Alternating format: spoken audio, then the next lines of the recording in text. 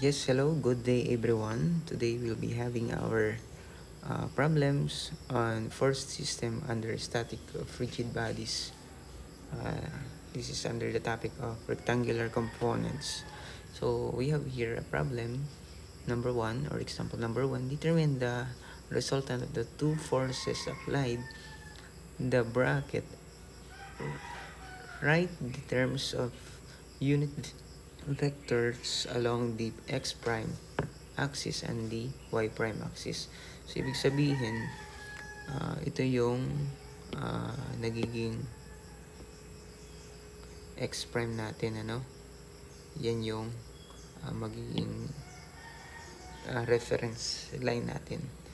So, since ano naman to, nasa x prime and y prime naman tayo. So, ibig sabihin, naka-incline yung ano natin, yung plane in terms of x and y. So, ibig sabihin, gagawa muna tayo ng lines.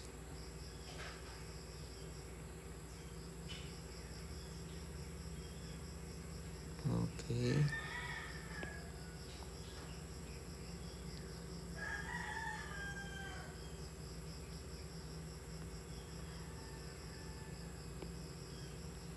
Kumuha tayo dito ng lines para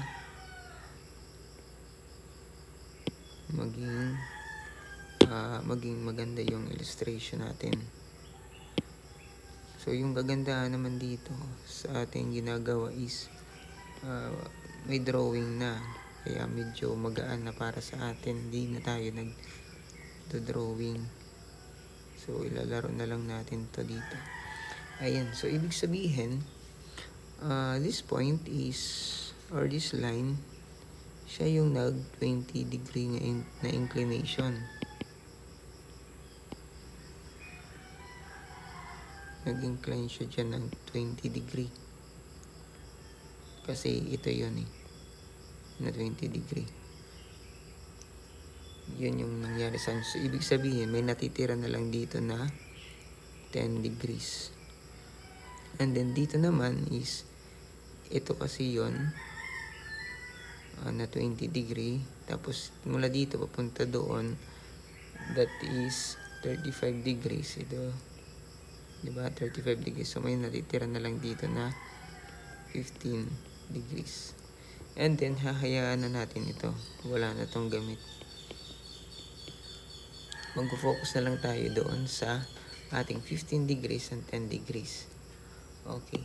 So, in order for us to solve this one, syempre, nilalagay natin dito yung vector unit unit vectors yung ilalagay natin. So, ibig sabihin, isosolve natin to ng manual.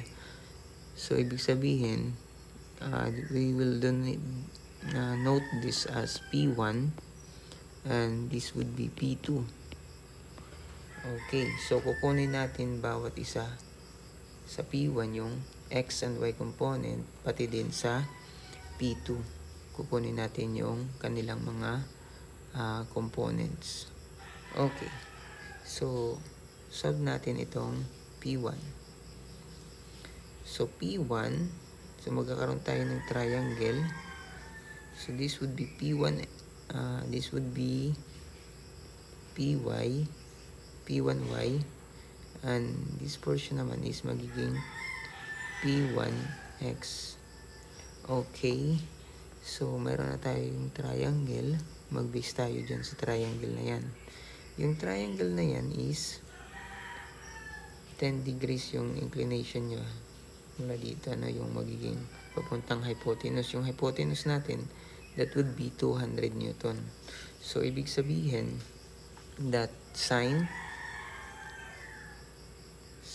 theta or sine 15 degrees is equal to P1y, I mean, over the P1 or the hypotenuse. So, P1y is equal to P1 sine 15 degrees. Okay, so since may value tayo ng P1, yung value natin ng P1 is 200, then sine 15 degrees. So we have the value of P1y as 51.7638. So kayong bahala kung ilang decimal place yung kaya nyo, ano? Wala namang problema dyan. So next is itong P1x. So sabihin natin cosine 15, that is P1x over P1. So P1x is equal to P1 cosine of 15. And then meron tayong value ng P1. So this would be cosine 15 degrees. So yung P1x natin, that is 193.185 Newton. So Newton yung mga sagot natin. Okay, so hayaan lang muna natin yan. Huwag lang muna tayong makialam dyan. So punta naman natin itong P2. Yung P2 naman is ito yun. Tapos ito. Okay. So meron tayong triangle dyan. Ito triangle, magiging 90 yan dyan. So meron tayong 10 degrees. And then yung P2 natin, that is 150. Ito yon, itong side na yan. Ito yung magiging P2y natin. At ito yung magiging P2x natin. Okay. Since yung angle natin is doon, so ibig sabihin, our cosine 10 degrees is equal to, yung cosine is adjacent. So adjacent, that is, ito yon, magiging adjacent niya. P2y over P2. So P2, actually P sub 2y yan, P sub. So para lang mapadali yung ating pagpo-pronounce. So P2 cosine 10. May value tayo ng P sub 2 na 150 cosine 10. So we have the value of 147.721. Okay. And then next is sine 10 degrees is equal to P2x over P2. So we have P2x is equal to P2 sine of 10 degrees is equal to 150 sine of 10 degrees.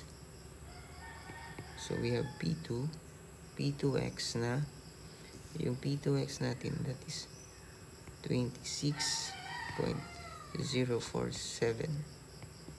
Newton. So Newton din to. Okay, so next is solve na natin yung resultant. So what is the resultant? So yung resultant natin along x is ganito. Yung resultant natin along x. Yung x natin is papunta doon, yung P1x. Diba? Tapos yung P2x natin papunta dito. So ibig sabihin, yung P1x kasi papunta siya to the right, positive. Ito namang P2x is papuntang left, so minus P2x. So ganun yung mangyayari sa kanya. So we have the value, substitute the value of P1x and P2x. Ito yon, P1x and then P2x. Ito. So, we have the value of yung magiging 167.138 Newton. And then, sa Ry naman, yung Ry natin, Ry is equal to, ano yung Ry natin? So, lahat yan papuntang pataas, ano?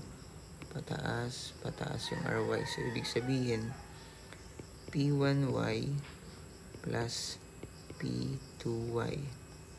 So, if I substitute the value of P1y and then substitute the value of P2y. So, Ry, that would be 199.485. And our resultant is in terms of unit vectors, that would be 167.138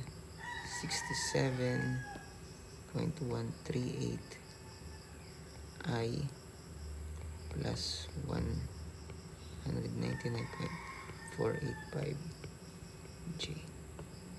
And that would be our answer. Okay, kung gusto niyo naman kunin yung